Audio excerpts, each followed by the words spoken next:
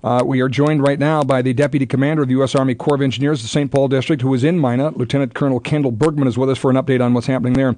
Colonel, thanks for the time. We appreciate it. Yes, God, I appreciate being allowed to call in.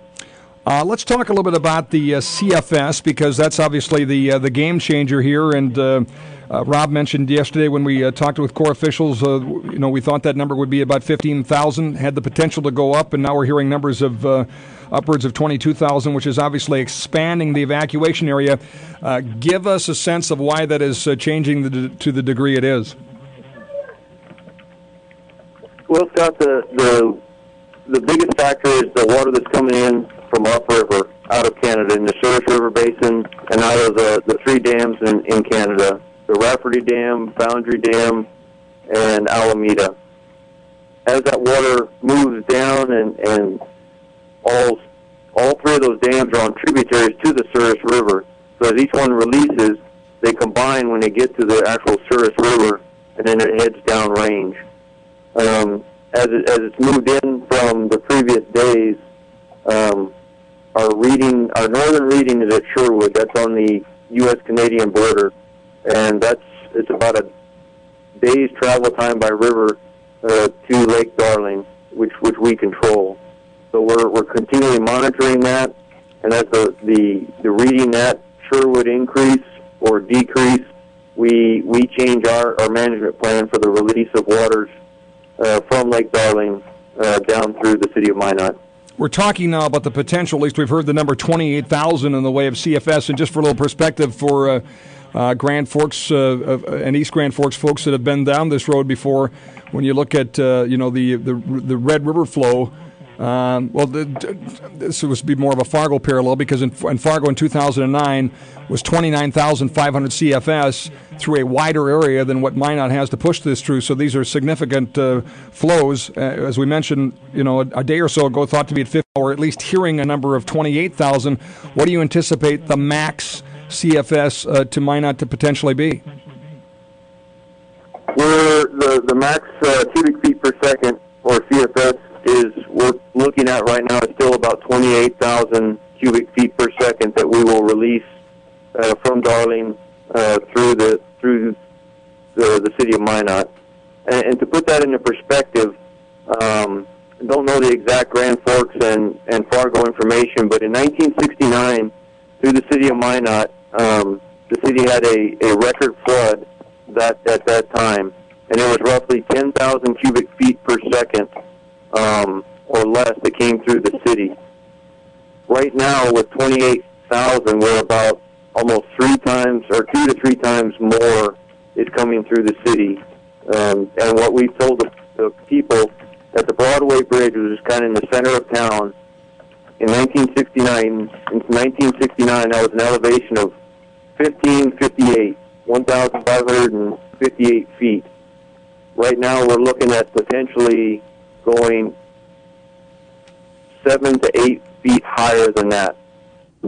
That's kind of the reference point that we talk to people here, and especially the citizens that remember that flood of 1969. That's a way to think of it. 7 to 8 more feet of water. And I think a lot of folks from outside of Minot thought, boy, you were out of the woods.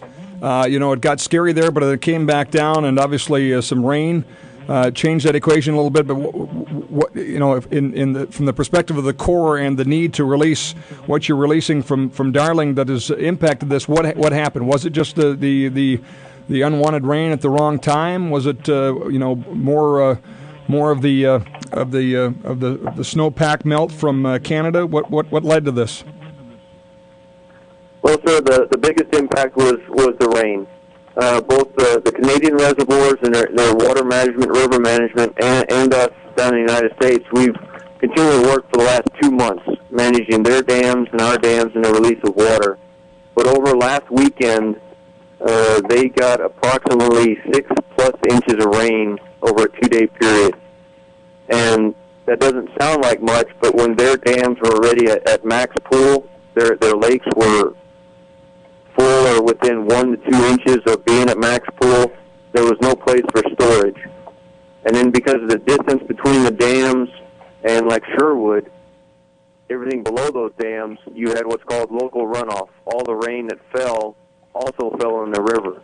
So that combined with the rain and the runoff, that's what generated all of these max flows. And it was over a 48-hour period that nobody was predicting. It's just we cannot, like we say on here, Mother Nature has a vote, and sometimes she gets 51% of the vote.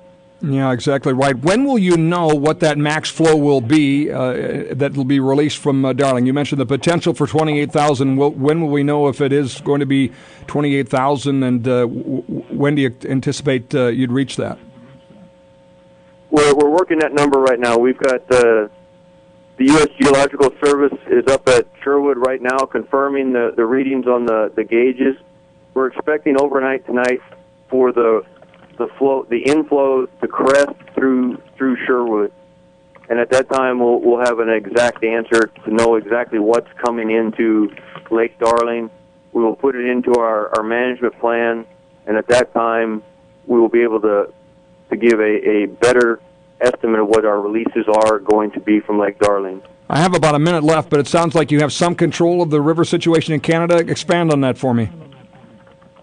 Yes, sir. As we manage Lake Darling, i.e. release flows to lower the pool behind it or increase. Right now we are ramping up our outflows today from 12,000 or 18,000 cubic feet per second to over 26,000 feet per second. What that allows us to do is, even though we may have 29 or we may have up to 30,000 cubic feet per second coming into Lake Darling, by my management of Lake Darling, I can absorb a certain amount of that flow, and by absorbing it, I can also do a controlled release out of Darling to prevent as much devastation as I can. Unfortunately, based on the time and the amount of water that's coming in, we unfortunately could not protect the city, and that's why the mayor went into the evacuation plan, and our number one job is always life safety. And so we put that word out that we cannot protect it, and we made the evacuation happen, and we're going now to assist the city in protecting critical infrastructure and continuing reevaluating the runoff and what's coming out of Lake Darling and into Lake Darling. All right, appreciate the update very much, Colonel. Thanks for the time today. Appreciate it. Oh, yes, Scott. I appreciate you letting me talk. Have a good day. You too. Lieutenant Colonel Kendall Bergmann, Deputy Commander of the U.S. Army Corps of Engineers, St. Paul District, who's in Minot with the very latest. More after this. Don't go away.